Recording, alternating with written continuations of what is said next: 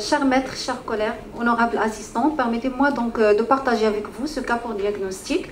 Donc il s'agit de M. Ahmed, âgé 59 ans, donc antécédent diabétique non insuline dépendant depuis 5 ans, hypertendu depuis 2 ans, qui a consulté pour une lésion, donc pour une ulcération bien limitée de 3 cm au niveau de la jambe gauche, une biopsie évoluant depuis 10 mois et chez qui l'examen somatique était sans particularité. Une biopsie cutanée initiale a été faite revenant en faveur d'un carcinome épidermoïde. D'où l'indication d'une hospitalisation pour bilan d'extension de ce carcinome épidermoïde.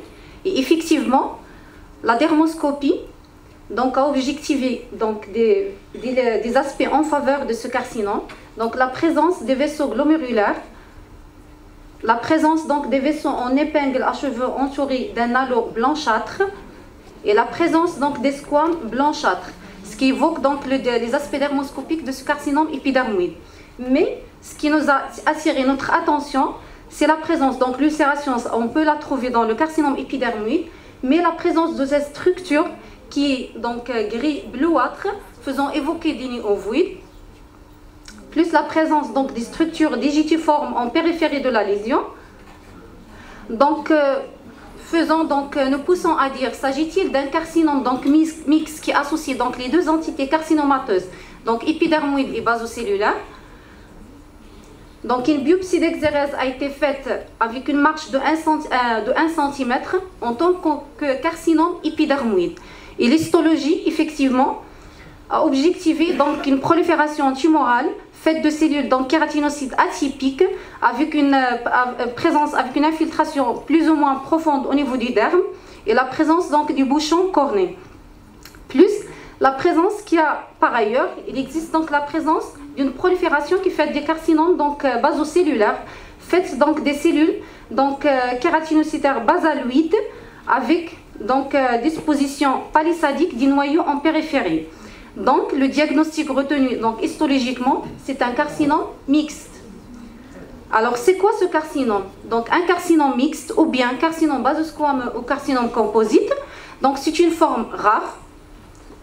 Alors, variante, donc, ultérieurement, donc, il était donc, distingué comme une variante d'un carcinome basocellulaire. Mais actuellement, c'est défini donc, comme complexe tumoral, fait de deux carcinomes, donc carcinome basocellulaire et carcinome épidermoïde. C'est un carcinome qui est très agressif, avec un potentiel de récidive locale et métastase ganglionnaire à distance. D'où l'indication donc d'une prise en charge, d'un diagnostic précoce et d'une prise en charge chirurgicale le plus tôt possible. Alors la clinique, il se manifeste, il n'y avait pas de signe donc spécifique de la clinique. Il peut mimer donc plusieurs lésions donc bénignes, type donc verrue, ou bien donc des kératoses séborrhéiques, comme donc il peut mimer donc des tumeurs malignes à type de carcinome donc épidermoïde, carcinome basocellulaire, voire même des mélanomes, Bowen, etc.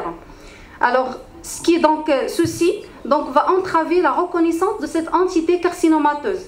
Donc ce qui va conduire donc une gestion inappropriée avec des conséquences indésirables. Donc c'est un défi du diagnostic aussi bien pour le clinicien et l'anatomopathologiste. Mais il existe un outil facilitateur pour aider donc ce diagnostic, c'est la dermoscopie. Alors une étude donc rétrospective donc faite au niveau donc de 3 centres dermatologiques en Italie, l'Australie et au niveau des Grèce. Donc, elle a étudié donc, les aspects dermoscopiques de cette entité carcinome basosquameux.